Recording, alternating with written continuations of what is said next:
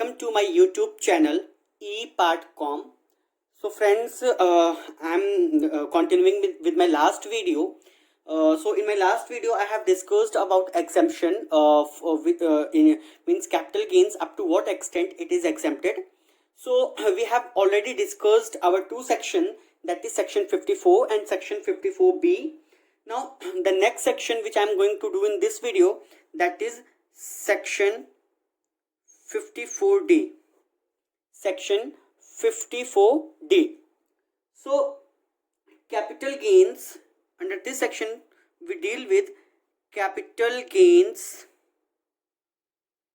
on compulsory acquisition, compulsory acquisition of land and building, forming part of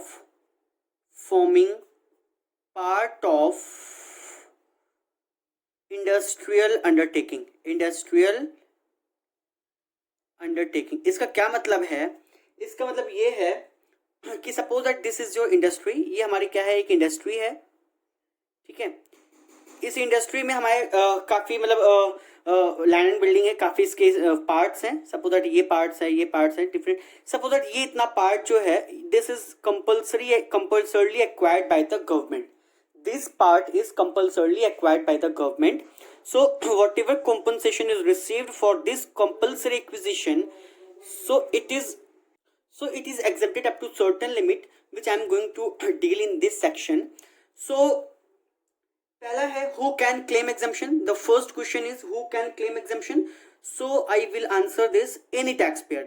जिस तरह से हमने पहले दो सेक्शन में किया था, सेक्शन 54 एंड सेक्शन 54B में, कि only individual and Hindu undivided family can claim exemption under section 54 and 54B, but under section 54D any tax payer can claim exemption. Now which specific asset is eligible? So land and building short term or long term, forming part of an industrial undertaking,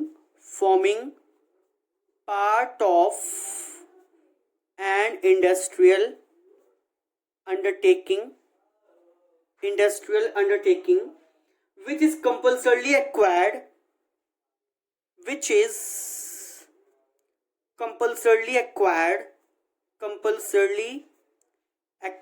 by the government, which is compulsorily acquired by the government, and which is used for 2 years for industrial purpose before its transfer. It means that ये जो part हम compulsorily acquired कर रहे हैं, this part is used for industrial purpose, और किसी purpose के लिए नहीं. ये पार्ट जो है हमारा इंडस्ट्रियल पर्पस के लिए यूज होना चाहिए for at least 2 years immediately before the date of transfer से इमीडिएटली पहले हम कम से कम उस पर्टिकुलर जो पार्ट है, उस पार्ट को मैंने इंडस्ट्रियल पर्पस के लिए यूज किया हो for at least 2 years immediately before the date of transfer, then only the SSC can claim exemption. Now which asset should acquire? So land and building for industrial purpose. It means that the capital gain should be invested in the purchase of land and building for industrial purpose. Residential purpose के लिए नहीं, और किसी purpose के लिए नहीं, सिर्फ किसके पर्पज के लिए? इंडस्ट्रियल पर्पज के लिए हमने उसको परचेज किया हो. Now what is the time limit for acquiring new asset? So land and building for industrial purpose should be acquired within 3 years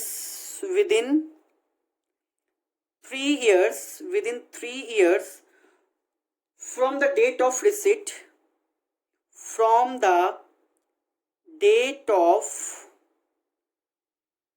receipt of compensation. इसका क्या मतलब है कि यहाँ पर एक्विजिशन की बात हम नहीं कर रहे हैं। सपोज एक्विजिशन तो उसने किया था सपोज दैट 13 सितंबर को 2019 को, लेकिन जो कॉम्पनसेशन मिला है वो हमको 1 नवंबर 2019 को मिला है। तो जो हमारा जिस दिन कॉम्पनसेशन मिला है, जिस दिन एक्वायर गवर्नमेंट ने किया है उस दिन नहीं, डेट ऑफ एक्विजिशन नहीं लेंगे कंपल्सरी एक्विजिशन की, जिस दिन उसको कॉम्पनसेशन मिला है उस दिन से लेकर के within 3 years the SSE should invest in the purchase of land and building for industrial purpose हमको करना पड़ेगा, then only the SSE can claim exemption. Now the fourth point is for bank deposit. For bank deposit the provisions are same. The provisions are same. मतलब कि वही है कि अगर हम due date of filing of returns जो हमारा 31 July of assessment year है, अगर हमने वहां उस दिन तक हमने क्या कहते हैं कि एसेट को परचेज नहीं किया है, तो हम क्या कर सकते हैं कि कैपिटल गेन सेविंग स्कीम में जो है डिपॉजिट स्कीम में हम उसको इन्वेस्ट कर सकते हैं to claim the exemption. Now quantum क्या है? Quantum of deduction is, quantum of exemption is, quantum of exemption is either actual amount of investment, actual amount of investment or capital gain, whichever is less. So it means that जो हमारा quantum of exemption है that is either actual amount of investment or the amount of capital gain whichever is less. ठीक है. Now cancellation of same है. The new asset should not be transferred. The new asset should not be transferred. Should not be transferred within 3 years. Within 3 years from the date of acquisition, from the date of acquisition of new asset. इसका क्या मतलब है कि जो asset में हमने invest किया है उस एसेट को हम 3 साल से पहले ट्रांसफर नहीं कर सकते हैं. अगर हमने बिफोर 3 इयर्स उसको ट्रांसफर कर दिया है तो जो भी हमारा एग्जेम्पशन हमने ऑलरेडी क्लेम किया हुआ था वो एग्जेम्पशन हमारा कैंसिल हो जाएगा. और कैंसिलेशन का प्रोसेस जो है वो सेम रहेगा जैसे कि हमने पहले के 2 सेक्शंस में कैंसिलेशन प्रोसेस पढ़ा है, उसी तरह से इस सेक्शन में भी हमारा कैंसिलेशन प्रोसेस होगा. ठीक है. ना एक एग्जांपल देखते हैं इसी का. ठीक है. X Limited, a manufacturing company, purchases a factory building on May 6, 1998. This is the date of acquisition for rupees 20 lakh. This is the cost of acquisition. Prior to this, the company used the same building as a tenant for about 5 years. इस acquisition से पहले उसने क्या किया था? 5 साल तक उसको रेंट पे दिया था. ठीक है. मतलब sorry, company use the same building as a tenant, मतलब उसको किराए पे लेकर के वो काम करता, लेकिन उसके बाद उसने खरीद लिया. ठीक है. The building is compulsorily acquired by the government on April 20, 2019 for which a sum of rupees 60 lakh is paid as compensation on March 14, 2020. So this is the date of compensation on which it is received. Compute the amount of capital gains chargeable to tax for the assessment year 2021, taking into consideration the following information. So these are the information which you have to consider. So first is on April 1st, 2019, the company owns 2 buildings. Rate of depreciation इतना है, one of which is acquired by the government during 1920. The depreciated value of the block on 1st April 19 is rupees 21.3 lakh. The company purchases a factory building on April 6, 2020 for rupees 15 lakh. Does it make any difference if the factory building is purchased on March 31st, 2020? So इस question को हम अच्छे से discuss करने वाले हैं in my this video. So please pay attention here. So first of all, sales consideration is given to you. Sales consideration is given to you. Sales consideration कितने का है? 60 लाख रुपीस का है. हमने जो इंडस्ट्रियल अंडरटेकिंग जो compulsory acquired by the government थी, तो उसमें हमको कॉम्पनसेशन कितने का मिला है? 60 लाख का है. तो जो भी कॉम्पनसेशन हमको मिला है that will be your sales consideration. Now you have to deduct indexed cost of acquisition. Index cost of acquisition क्या होगा इसमें हमको देखना है। इस क्वेश्चन को हमें ध्यान से देखना है कि यहाँ पर कह रहा है कि 1 अप्रैल 2019 को कंपनी के पास 2 बिल्डिंग्स थी जिसका रेट ऑफ डेप्रिसिएशन 10% था, उसी में से एक बिल्डिंग को कंपल्सरली एक्वायर किया गया है। इट मींस दैट यहाँ पर ब्लॉक ऑफ एसेट्स है, तो उस ब्लॉक ऑफ एसेट्स की जो डेप्रिशिएटेड वैल्यू थी वो कितनी थी, 21.35 लाख थी। तो यहाँ पर हमारा ब्लॉक ऑफ एसेट्स का कॉन्सेप्ट आएगा, इसमें हमको कॉस्ट ऑफ एक्विजिशन माइनस नहीं करनी है, यहां पर हमें जो डेप्रिशिएबल वैल्यू, जो रिटेन डाउन वैल्यू दी है वो माइनस करना है। याद करो मैंने सेक्शन 50 में तुम लोगों को बताया था कि ब्लॉक ऑफ एसेट्स में कैसे शॉर्ट टर्म कैपिटल गेन को हम कैलकुलेट करते हैं। तो यहां पर हमारा क्या है, तो जो हमारा कॉस्ट ऑफ एक्विजिशन होगा वो 21.35 लाख आएगा, इसका मतलब 21,35,000 आएगा। It is given in the question जो उसकी डेप्रिशिएटेड वैल्यू है, ठीक है। Depreciated value of block on 1 April 2019 that will be the cost of acquisition. तो ये जो आएगा हमारा वो शॉर्ट टर्म कैपिटल गेन आएगा। तो शॉर्ट टर्म कैपिटल गेन कितना आ जाएगा, 38,65,000 का जो है वो शॉर्ट टर्म कैपिटल गेन आएगा, क्योंकि यहाँ पे हम ब्लॉक ऑफ एसेट्स की बात करें। और याद करो कि मैंने सेक्शन 50 में तुम लोगों को बताया था कि जब भी हम डेप्रिशिएबल एसेट्स की से हम कैपिटल गेन निकालते हैं तो वो हमेशा हमारा शॉर्ट टर्म कैपिटल गेन होता है। अगर आपको नहीं पता तो प्लीज आप मेरी प्रीवियस वीडियोस में जाकर देखिए, वहां पर मैंने इसको डीपली एक्सप्लेन किया है सेक्शन 50 को। Now you have to give exemption, you have to give exemption under section 54D, exemption under section 54D, ठीक है।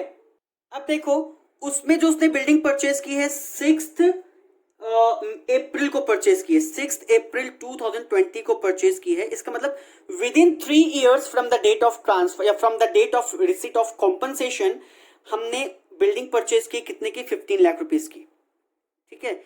इंडस्ट्रियल अंडरटेकिंग के लिए खरीदी है। तो इसका मतलब क्या है कि अगर हमने within 3 years, date of compensation क्या था, 14 मार्च 2020 था, ठीक है। इस डेट से लेकर के विद इन 3 ईयर्स मतलब 6 अप्रैल मतलब विद इन 3 ईयर्स मतलब हमने कुछ दिन बाद ही कर दिया, लेकिन विद इन 3 ईयर्स है वो, ठीक है। हमने 15 लाख रुपीस इन्वेस्ट कर दिए, तो इसका मतलब हम सेक्शन 54D में एग्जेम्पशन क्लेम कर सकते हैं। तो क्वांटम ऑफ एग्जेम्पशन कितना है, अमाउंट कितना मिलेगा, इधर एक्चुअल अमाउंट ऑफ इन्वेस्टमेंट और capital gain which ever is less. तो दोनों में से दोनों को कंपेयर करेंगे, 15 लाख इज लेस, तो 15 लाख का हमारा पूरा क्या है, एग्जेम्पशन मिल जाएगा।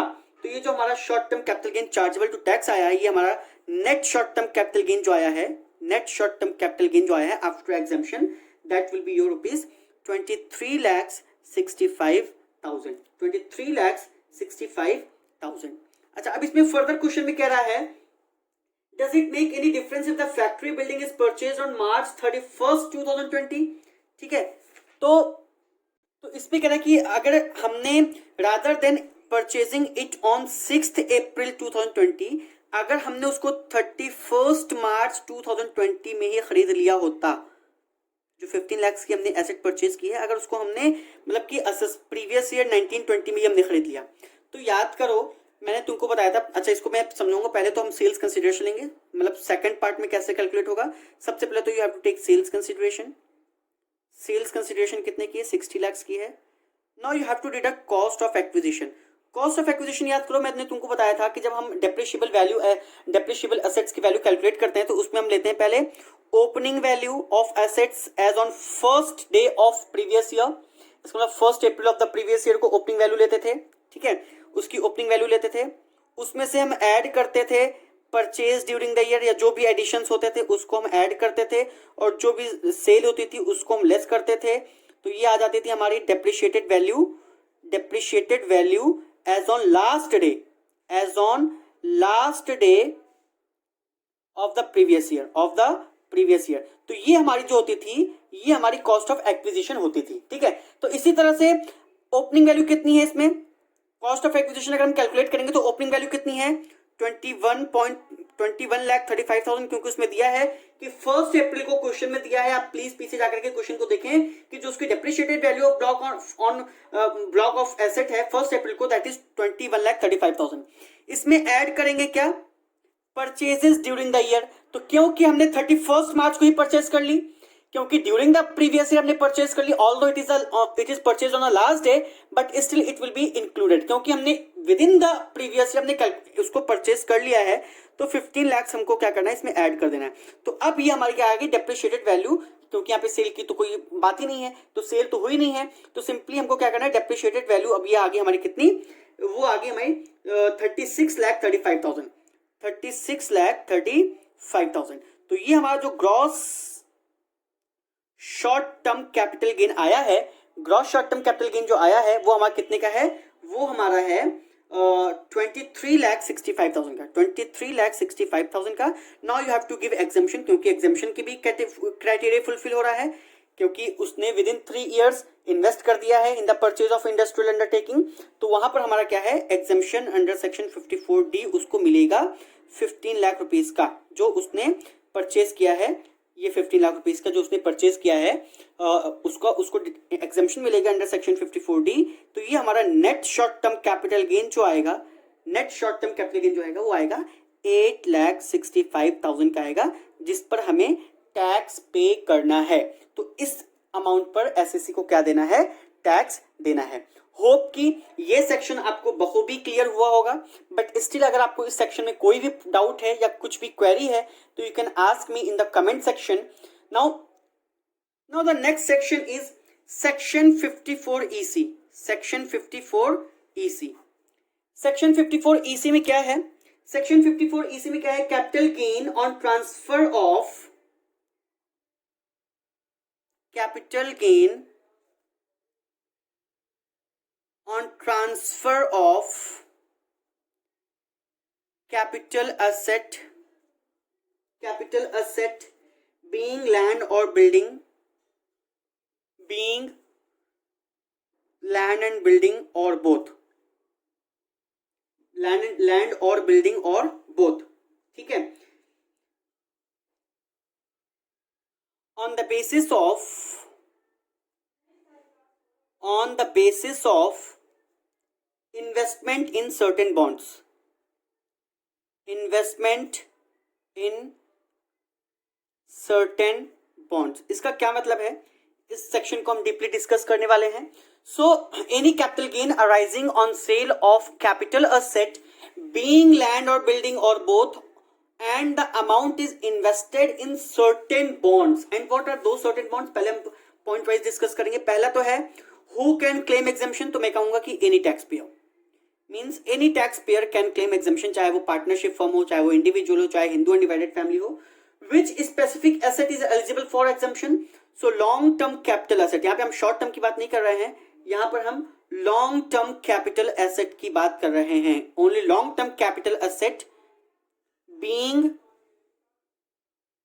लैंड और बिल्डिंग, बीइंग लैंड और बिल्डिंग और बोथ,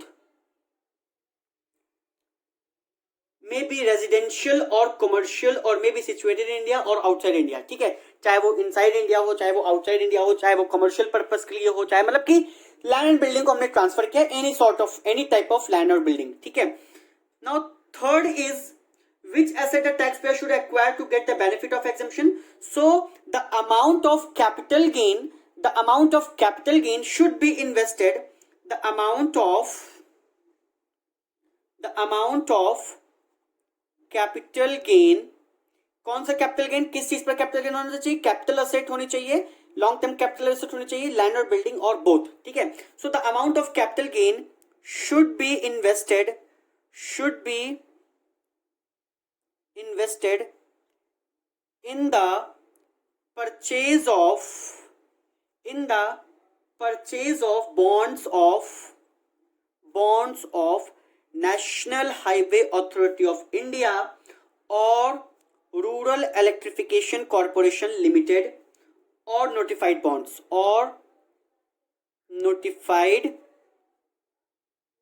इसका क्या मतलब है, that the amount, whatever amount of capital gain is there, that amount of capital gain should be invested in the purchase of bonds of National Highway Authority of India or Rural Electrification Corporation Limited or any notified bonds.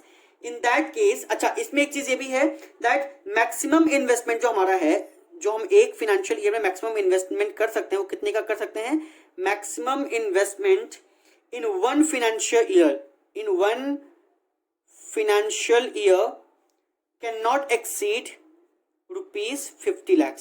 मतलब 50 लाख से ज्यादा हम एक साल में नहीं कर सकते हैं। एग्जम्पशन क्लेम करने के लिए हम कर सकते हैं, लेकिन 50 लाख से ज्यादा नहीं कर सकते हैं। ठीक है, so the amount of capital gain should be invested in the purchase of bonds of National Highway Authority of India or Rural Electrification Corporation Limited, and the maximum amount which an SSE can invest is ₹50 lakhs in one financial year.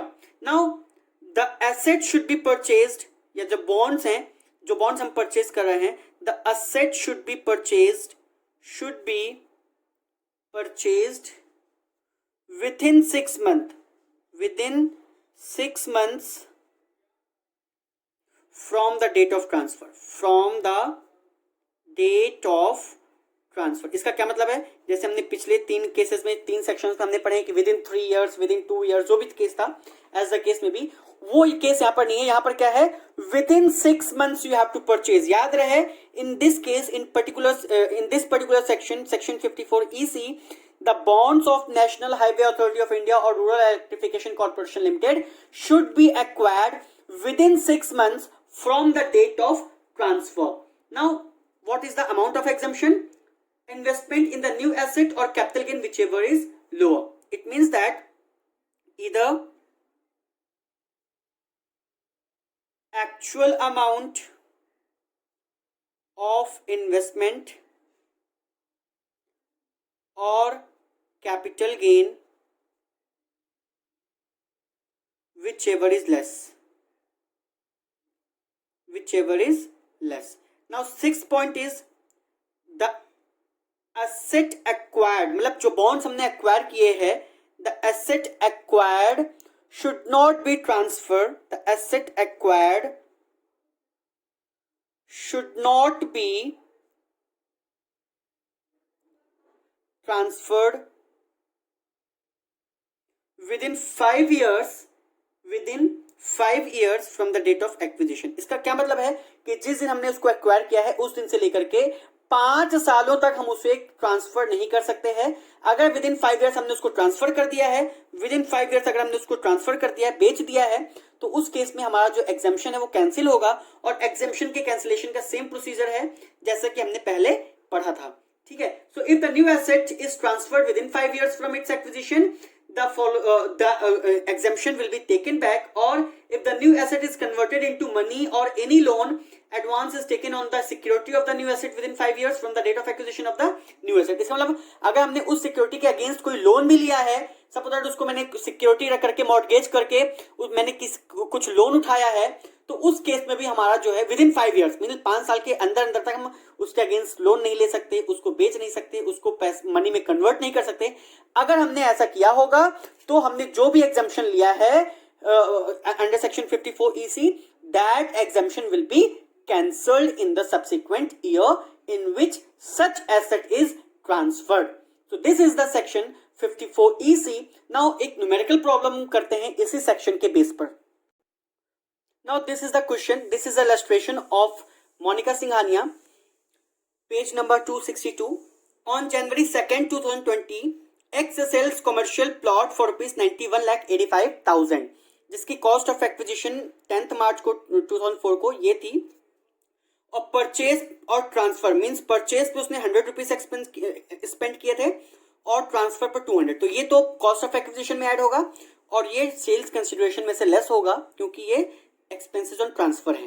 ठीक है, to get the benefit of exemption under section 54 EC, X makes the following investment: purchase of 46 lakh NHI bonds on March 1st, 2020 and purchase of 24 lakhs RECL bonds on April 10, 2020. ठीक है, now find out the amount of exemption under section 54 EC। तो एक चीज तो ये देखने वाली चीज है कि ये जो हमारा है ये फाइनेंशियल ईयर 1920 में आ गया और ये फाइनेंशियल ईयर 2021 में आ गया। इसका मतलब दोनों में हम क्या कर सकते हैं, अगर दोनों को मिला के देखा जाता तो 50 लाख से ज्यादा था, और मैंने तुमको कहा था कि एक फाइनेंशियल ईयर में हम 50 लाख से ज्यादा इन्वेस्ट नहीं कर सकते हैं। ठीक है, now it is given in the question that sales sales consideration is given to you 91,85,000. 91,85,000 का सेल्स कंसिडरेशन है. आफ्टर दैट लेस करना है हमें एक्सपेंसेस ऑन ट्रांसफर. उसमें दिया है कि 200 रुपए जो है ट्रांसफर पे खर्च हुए हैं, तो एक्सपेंसेस ऑन ट्रांसफर कितना है 200 रुपीज. ठीक है, तो नेट सेल्स कंसिडरेशन हमारा आ जाएगा. नेट सेल्स कंसिडरेशन जो आएगा 91,84,800. After that you have to deduct indexed cost of acquisition.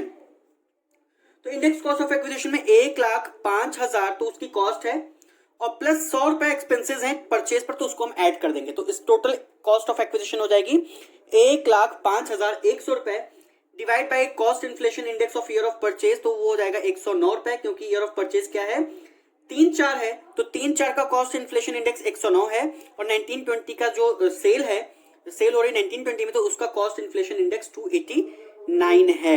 तो इंडेक्स कॉस्ट ऑफ एक्विजिशन आ जाएगी 2,78,660. तो ये हमारा जो लॉन्ग टर्म कैपिटल गेन आएगा LTCG, ग्रॉस LTCG जिसको हम बोलते हैं, ग्रॉस LTCG जो हमारा आएगा that will be 89,06,140. Now you have to give exemption under section 54 EC. Under section 54 EC, तो अंडर सेक्शन 54 EC में उसको जो एग्जेम्पशन मिलेगा, तो उसने तो विद इन 6 मंथ, क्योंकि 20 उसने कब सेल किया है 20 जनवरी को सेल किया है, तो अगर 2 जनवरी को सेल किया है, तो फरवरी, मार्च, अप्रैल, मई, जून, जुलाई, मींस जुलाई तक में उसको क्या कहते हैं कि इन्वेस्ट कर देना चाहिए था. तो उसने, क्योंकि जुलाई से पहले उसने एक तो NHI के बॉन्ड्स में 46 लाख रुपीस का इन्वेस्टमेंट किया है, और दूसरा 24 लाख RECL के बॉन्ड्स में के परचेज में इन्वेस्ट किया है बिफोर 6 मंथ. यहाँ पे बिफोर 6 मंथ ही उसने दोनों चीज की है. तो ये जो दोनों अमाउंट मिलकर के आ रहा है that will be more than 50, क्योंकि टोटल 70 लाख आ रहा है, लेकिन 70 लाख हम उसको नहीं दे सकते, क्योंकि हम एक फाइनेंशियल ईयर में सिर्फ 50 लाख का एग्जेम्पशन उसको हम दे सकते हैं. तो जो एग्जेम्पशन होगी वो 50 लाख रुपीज का ही होगा, क्योंकि 50 लाख से ज्यादा का एग्जेम्पशन इस पर्टिकुलर सेक्शन में, क्योंकि जो हम इन्वेस्ट कर सकते हैं बॉन्ड्स में वो सिर्फ एक फाइनेंशियल ईयर में 50 लाख तक का ही कर सकते हैं. तो 50 लाख डिडक्ट करेंगे तो ये हमारा आ जाएगा net long term capital gain. तो net long term capital gain कितना आ जाएगा 39,06,140.